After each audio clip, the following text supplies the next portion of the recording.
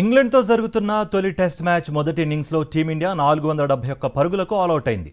రెండో రోజు 3 వికెట్ల నష్టానికి 359 పరుగులతో మొదలుపెట్టిన టీమిండియా 112 పరుగులు జోడించి మిగతా 7 వికెట్లు కోల్పోయింది. కెప్టెన్ శుభ్మన్ గిల్, రిషబ్ పంత్, జైస్వాల్ సెంచరీలతో రాణించగా మిగతా బ్యాటర్లు మెరుగైన ఆట తీరు కనబరచలేకపోయారు. కేఎల్ రాహుల్ 42, జడేజా 11 పరుగులతో సరిపెట్టారు. ఇక ఐపీఎల్లో అదరగొట్టి టెస్ట్ మ్యాచ్ల్లో అడుగుపెట్టిన సాయి సుదర్శన్, కరుణ్ నాయర్ డకౌట్గా పెవిలియన్కు చేరిపోయారు.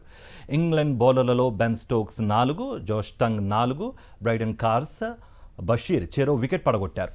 రెండో రోజు 3 వికెట్ల నష్టానికి 359 పరుగులతో మొదలుపెట్టిన టీమిండియా 112 పరుగులు జోడించి మిగతా 7 వికెట్లు కోల్పోయింది.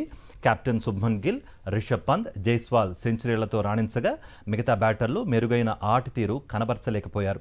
కేఎల్ రాహుల్ 42, జడేజా 11 పరుగులతో సరిపెట్టారు. ఇక ఐపీఎల్లో అదరగొట్టి టెస్ట్ మ్యాచ్ల్లో అడుగుపెట్టిన సాయి సుదర్శన్, కరుణ్ నాయర్ డకౌట్గా పెవిలియన్కు చేరిపోయారు. ఇంగ్లాండ్ బౌలర్లలో బెన్ స్టోక్స్ 4, జోష్ టంగ్ 4, బ్రైడన్ కార్స్, బషీర్ చెరో వికెట్ పడగొట్టారు.